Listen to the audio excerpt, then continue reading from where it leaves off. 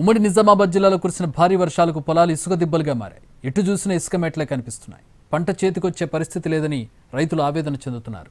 నిజామాబాద్ జిల్లాలో 41,000 ఎకరాల్లో పంట నష్టం జరిగింది. కామారెడ్డి జిల్లాలో 30,000కు పైగా ఎకరాల్లో పంట నష్టం జరిగింది. జిల్లాలో పంట నష్టానికి సంబంధించి పూర్తి వివరాలు మా ప్రతినిధి బాలకుమార్ అందిస్తారు.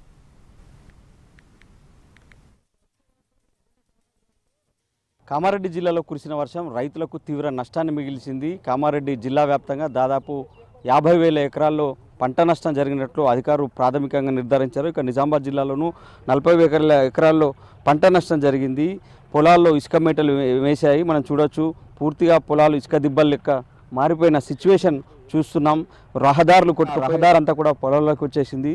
ఇసుక మేటలు కూడా వేశాయి. ఆ పొలాలన్నీ ఇసుక మేటలుగా మారిన పరిస్థితి, ఇసుక దిబ్బలుగా మారిన పరిస్థితి కనిపిస్తుంది. పూర్తిగా మొక్కజొన్న పంట నేలవాలింది, ఏమాత్రం పనికి రాకుండా మారింది. ఒక మొక్కజొన్న కాదు, వరి పంట కూడా ఇదే స్థాయిలో దెబ్బతింది. చాలా వందల ఎకరాల్లో పంటల్లో మొత్తం కూడా ఇసుక వచ్చి చేరింది. దీంతో రైతులు ఆందోళన చెందుతున్నారు. ఇక్కడ ప్రస్తుతం మనం బిక్కనూరు మండలంలో ఉన్నాం. బిక్కనూరు మండలంలో పొలాల పరిస్థితి ఎట్లా ఉందో మనం విజువల్స్లో చూస్తున్నాం. ఇక్కడ రైతులు కూడా ఉన్నారు. ఎట్లాంటి నష్టం వాటిల్లిందో వీళ్ళని అడిగి తెలుసుకుందాం. సార్, అంటే ఎట్లాంటి సిచ్యువేషన్, అంటే వర్షాలతో పంటల పొలాలు ఎట్లా ఉంది ఇప్పుడు పరిస్థితి? చాలా ఘోరమైన పరిస్థితి అండి. తిప్పాపూర్ గ్రామంలో చాలా మటుకు ఈ వర్ష బీభత్సము కనీవిని ఎరగని రీతిలో, నా వయసు సుమారుగా 58 సంవత్సరాలు ఉంటాయి. ఇంతవరకు ఇటువంటి విపత్తు నేను చూడలేను. ఇటువంటి పంట నష్టాన్ని కూడా నేను చూడలేను. ఆల్రెడీ మీరు చూసి ఉన్నారు, మొత్తం 4 ఎకరాల మక్క పొలము, తర్వాత పత్తి 3 కూడా వాషౌట్ అయిపోయినాయి. మొత్తం టోటల్గా మట్టి పెట్టింది. రౌతులు మట్టి మొత్తం ఇసుక మేటగా మారిపోయి జీరో అయిపోయింది. ఇట్లా చాలా ప్రాంతాలలో మా తిప్పాపూర్ గ్రామంలో 150 ఎకరాలు ఏమిటికి పనికి రాకుండా అయిపోయినాయి. నా 58 సంవత్సరాల జీవితంలో ఇటువంటి విపత్తుని ఎన్నడూ చూడలేదు. మీరు పక్కకు కూడా చూడొచ్చు, ఆ ట్రాక్ కూడా ఎట్లా కొట్టుకుపోయింది, ఈ చైన్లు ఎట్లా కొట్టుకుపోయింది ఒక్కసారి చూపించండి వాళ్ళకి. ఇసుక బురదతోటి మొత్తము ఈ పంట వాలిపోయింది. పంట పొలాలు ఏ విధంగా మారాయో మనం విజువల్స్లో చూస్తున్నాం. పూర్తిగా దెబ్బతింది, పంట పూర్తిగా దెబ్బతింది, ఏమాత్రం పనికిరాదు.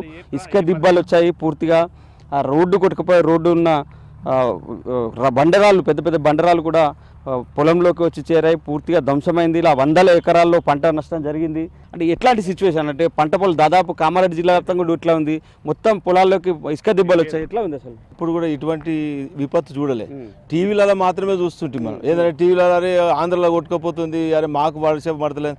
మొన్నటి వరకు కూడా వర్షం పడ్డ బుధవారం రోజు ఖాళీ 27 తారీఖు నాడు ఖాళీ ఇట్లా వర్షము వస్తుందంటే 7 గంటలకు ఫోన్ చేసిన అక్కడ ఉన్న వాళ్ళకు. ఫోన్ చేస్తే ఇంకా వరియలు వస్తున్నాయని అన్నారు.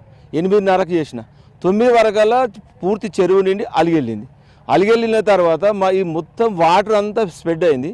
దాంతోనే ఈ ఇంచుమించు మీ టీవీలలో చూసినాం 42 సెంటీమీటర్లు అంటారు. ఇంత వర్షం అయితే మా జీవితంలో కూడా వాళ్ళే సార్. పంట పొలాలు ఎట్లా ఉంది పరిస్థితి? మొత్తము మా బిక్నూరు మండలంలో 3,060 ఎకరాలు పంట నష్టం జరిగింది. మా తిప్పాపూర్ గ్రామంలో 150 ఎకరాలు మొత్తం ఇదే దెబ్బలు ఉన్నాయి. వెడ్లకట్ట వాగు కూడా, మన బీపేట చెల్లపోయే వాగు దగ్గర కూడా మొత్తం పొలాలు ఈ విధంగానే మన మట్టితోని ఉసుకతోని కూడినాయి సార్. పంట నేలవాలింది. పంటలోకి మొత్తం రాళ్ళు రప్పలు వచ్చి పడ్డాయి. ఇసుక దిబ్బలు ఉన్నాయి.